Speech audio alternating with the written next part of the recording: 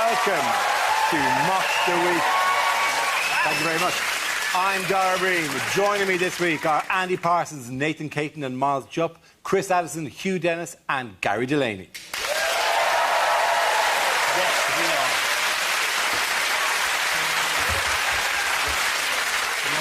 We start tonight with our round called Headliners. Here's a picture of some powerful people getting together this week. But what does LAGS stand for? Is it Leaders Admire Glossy Surface?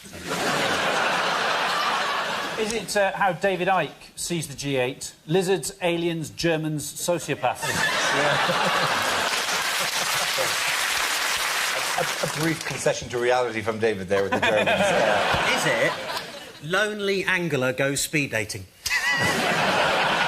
Is it? It's probably just Cameron describing what's going to happen, isn't it? He's probably going, later, after globalisation, strippers. Is it leaders assembled for Gangnam Style?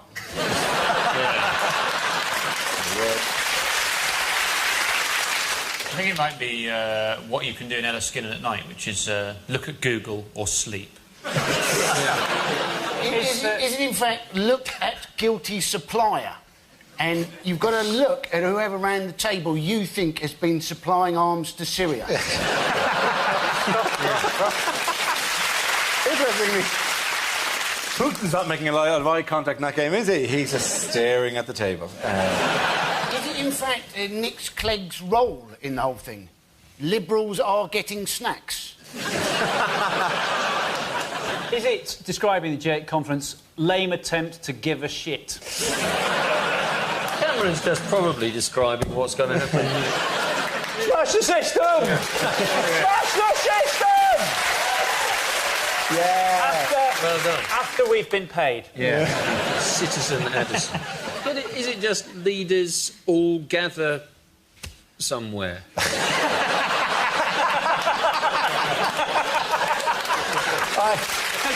I so wish it did.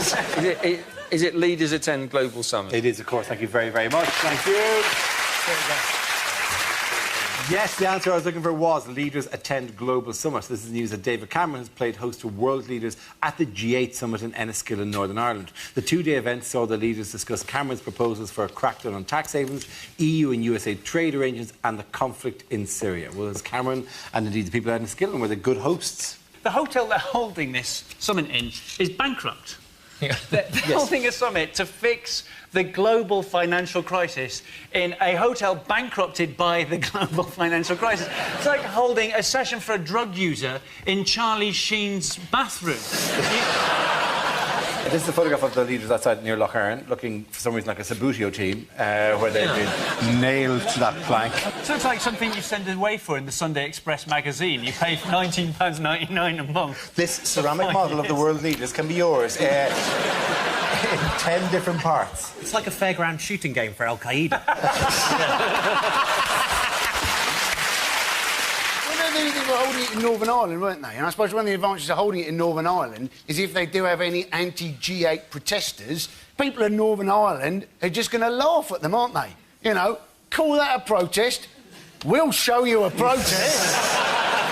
It's good for the protesters themselves, because I would imagine Northern Ireland is one of the best places to find a cheap second-hand balaclava. I did a tour last year and I was talking about the riots in London and there was a point where I would go, did you see the riots to the audience? You know, and Northern Ireland, in Derry, they went, riots? My hole. It was like a genuine civic pride in how much better their riots were than the riots. One bloke shouted, that was a shopping trip. And the reason I brought up always is because there's one thing when it comes to riots, and this may have been like in their mind, there's one thing that they have in Northern Ireland that the rest of the UK don't have when it comes to riots. Do you know what it is? A loyalty card? No. Hello, John. Hello, yeah, back again. Looting you again. Yeah. A genuine grievance? No, a piece of equipment. It's actually the UK's, but they're all stored in Northern Ireland. It's water cannons. It's water cannons. But they could make those friendlier by popping a Barocca in. Hang on, if you put a Baroque into a water cannon... You just get friendly foam. It'd be like a disco. Everyone would love it. So it'll be orange. It might be a bit antagonistic. Yeah. Yeah. All of the UK's water cannons are stored in Northern Ireland. The funny thing is, if you ask that in everyone in Northern Ireland knows that. If you ask, hey, why were there no water cannons at the London riots? Everyone in Northern Ireland knows what. But if you ask in, say, Northampton, why were there no water cannons at the London riots? The genuine first answer was hosepipe ban. As if they didn't use it in case middle-class people pretended to riot to get their... Oh, come on, I'm rioting! Yeah. I'm rioting near the begonias. I'm rioting... what's been banned for the first time in the G8? Wives. They're not, no partners are allowed. No partners, golfing resort, Ireland. It sounds more like a stag do than a summit. Michelle Obama stayed in Dublin, I think, didn't she? And they went to Riverdance. Is that still on in Dublin? No, Riverdance? actually, we must have put it on specially. Literally, I think they went, what are we going to do? Don't we have some dancers still lying around, you know, in parks with their legs still moving, just looking for we'll dance for cash written on a sign. Really? The Obamas think that the reason that in Riverdance they only use the lower half of the body to dance with is because in Ireland all the arms have been decommissioned. I like that. That's really good. I think that our work is done.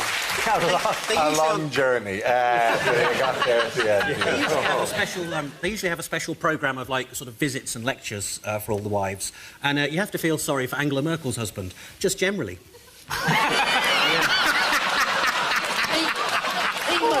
Joe Merkel. Sorry. Didn't Barack Obama talk to some of the kids before the G8 started? I thought that was good, because out of all the leaders, he's probably the best one. One, because he's obviously a great speaker, and also because most of the young white kids nowadays are talking like they're black. So, probably the only one who can relate. What else does Barack Obama get that Putin wanted? Michelle Obama. Yeah. Quite possibly, but he got the gym. Yeah. He got the gym, yeah. He got the gym. There was a fight over who would get to go in the gym. Because they wouldn't work out at the same time. Fair enough. It's very difficult to negotiate with somebody who you've seen vigorously toweling their balls. So, what about trade? Can we talk about this later? No, now's as good a time as any. But he lost, didn't he? Obama got it because Putin gave in because he said he was going to get his exercise by swimming in the lock. Yes, there's a lake lock. Yeah, very early in the morning. It's odd that Putin wanted to swim in an icy lake, because that's normally what happens to his critics. You know, Putin, you know, because he loves the hard man image, doesn't he? This is just a photo opportunity for him. You know exactly that when he comes out of that Northern Irish lake, he'll have a bear going, I just found this. Just a KGB guy in a suit going, can they get out yet? Shit. What tax reforms have they agreed? They have agreed, basically, that they should do more with tax havens, that they should be more transparent. There's always ways around it, though, isn't there? I mean, Jimmy Carr's registered as a Channel Island. I think he's literally registered as a Jimmy Carr. He just pays road tax.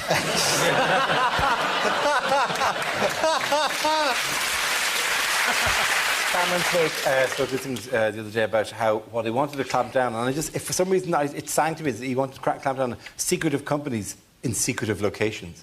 And there's something about... It's a perfume ad. It is, secretive companies in secretive locations. Your armpit. It's all this to do with avoid and evade nonsense, isn't it? Yeah. You can avoid tax, but you can't evade tax. Yeah, that's right, because avoidance is legal, whereas evasion is illegal. And if you are sent to jail for evasion, you will find out what it's like to have a loophole abused.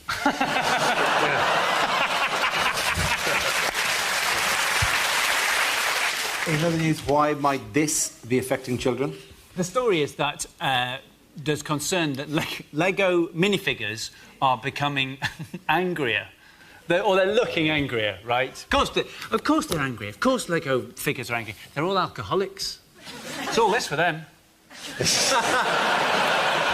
No, the report was that over the years Lego toys have become more realistic and included more unhappy faces. It's been studied by the Department of Too Much Time in Their Hands in the University of Why Don't Other Scientists Take Me Seriously? That apparently Lego figures have become more, they've expressed more... And a lot of it is due to the fact that, like, now Lego have a lot of kind of links in characters, like the Hulk. It doesn't work if you have a Hulk Lego figure going, hi, I'm the Hulk, with a benign face. Don't make me placid. You wouldn't like me when I'm placid. There could be many more Lego faces that would be more appropriate, because you could have lots of happy ones, you could have miserable ones, you could have some Lego men that look quite paranoid, as if perhaps they wondered as if they were being controlled by giants. I mean, yesterday I was a fireman, and today I seem to be on a boat. Really, honestly, there's no job consistency here, like whatever. You train for one thing, you'll end up doing anything in Legoland. It's the modern life, isn't it? You don't have a trade for life anymore. Yes. We're all Lego men now, Dara. We're all Lego men now. No. Listen, we are all Lego men. This is what we would look like.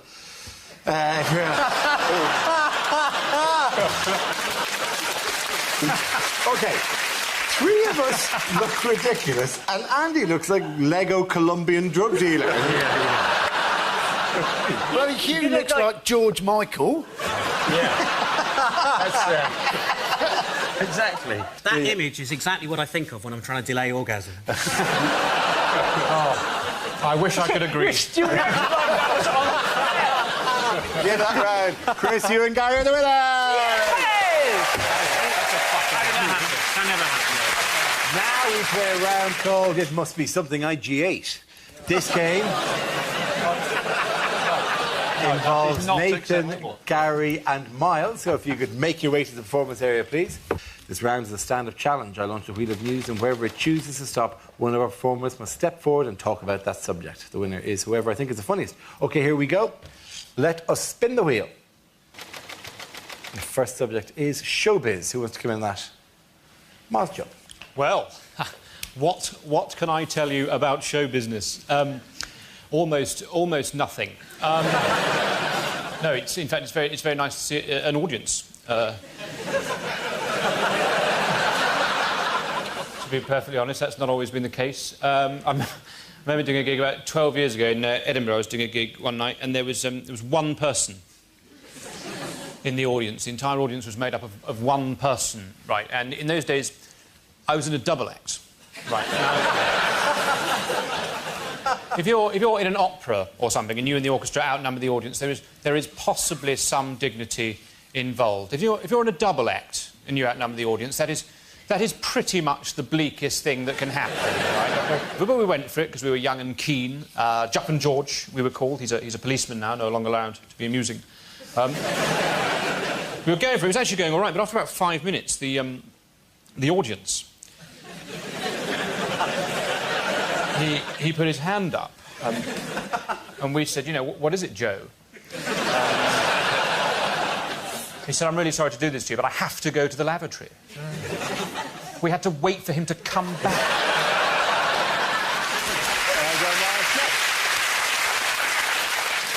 All right, let's spin the wheel again. Next subject is nightclubs. Who wants to come in on that? Nathan. Yes, so, nightclubs. I've got to a stage in my life now where I'm not kind of a fan of nightclubs anymore. Like, little things about nightclubs annoy me, like nightclub bouncers, for example. You get those big, massive guys who take their job a bit too seriously, They stand out in front going, no, you can't come in, you can't come in, yeah? I said so, yeah? I'm here because I'm the boss, all right? I'm here because I'm the boss. It's like, no, you're here because you haven't got any qualifications, man. Don't get it twisted. Of course, I don't say that to his face, because I'm not dumb, I've got qualifications. The biggest reason, though, why I don't like nightclubs is because I don't operate well in nightclubs. Like approaching women, for example. Like, I've got something in me that in nightclubs doesn't work. It's called manners. One time I was doing this gig, right? It was this out-of-town gig. I was staying over for the night, so I thought, you know what, I'll go to a nightclub, check out the local nightlife. I'm in the club, I see this nice girl, very attractive, so I thought, OK, you know what, I'll approach her, right? So I walked up to her and went, hey, how you doing, you all right? You having a good night? And she went, idiot, no, you're trying to shut me up, yeah? Get me rotted, bitch, what are you doing, man? I'm like, I'm going to talk to you, man. Get me rotted, boss, idiot.